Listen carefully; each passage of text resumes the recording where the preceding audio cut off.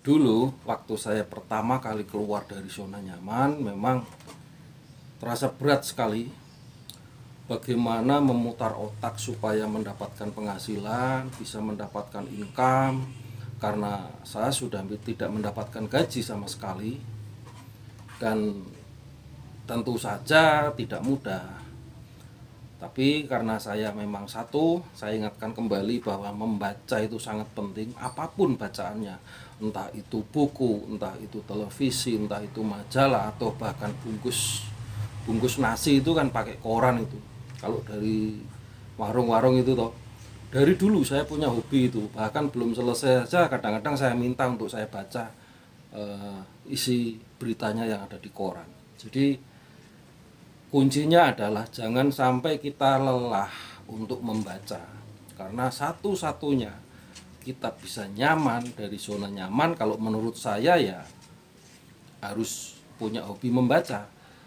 Nah, mulai dari membaca itu kita kembangkan pengetahuan kita, mencari info kanan kiri dari apapun. Dan kebetulan ada teman yang menawarkan sebuah peluang untuk menjalankan atau membantu tentang dunia interior. Awal dulu pertama kali saya hanya di wallpaper saja. Saya nggak tahu apa itu wallpaper.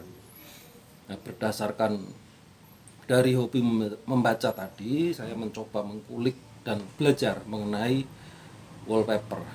Dan semenjak itu saya totalitas untuk mempelajari dari mana, bagaimana, kemudian berapa modal pembelanjaan, kemudian berapa kita jual ke konsumen gitu. Setelah itu baru kita cari margin, berapa keuntungan untuk kami waktu itu bertiga, karena saya katalog tidak punya, katalog fisik itu hanya dipinjami dari teman dan ada masanya. Masa pinjam paling ya 1-2 hari gitu. Berdasarkan dari situ kemudian saya mencoba mengembangkan kembali, memasarkan.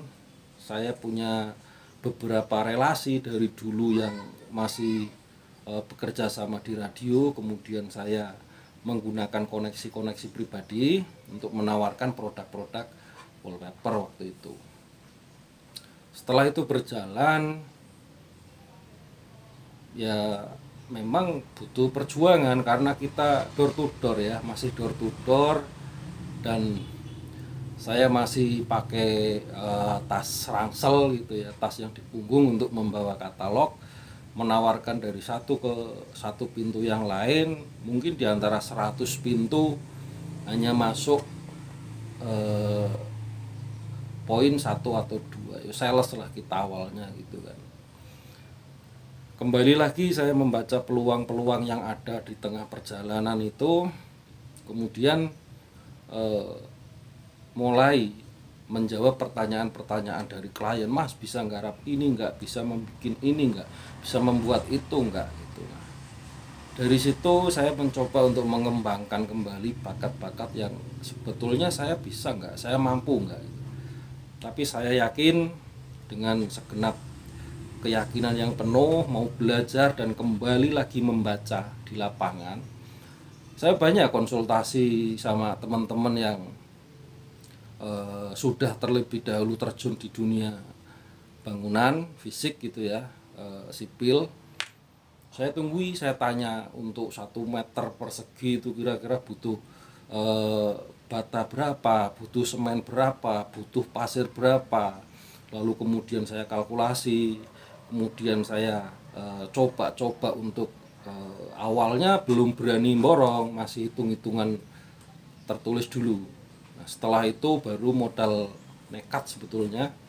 Modal nekat, ada renovasi, saya coba handle di situ dan alhamdulillah ya ada keuntungan gitu. Semenjak itu udah mulai berani untuk mencoba dunia yang baru lagi menurut saya, karena dari awal perjalanan adalah wallpaper yang cuman modal nempel dengan skala ukuran tentunya ya.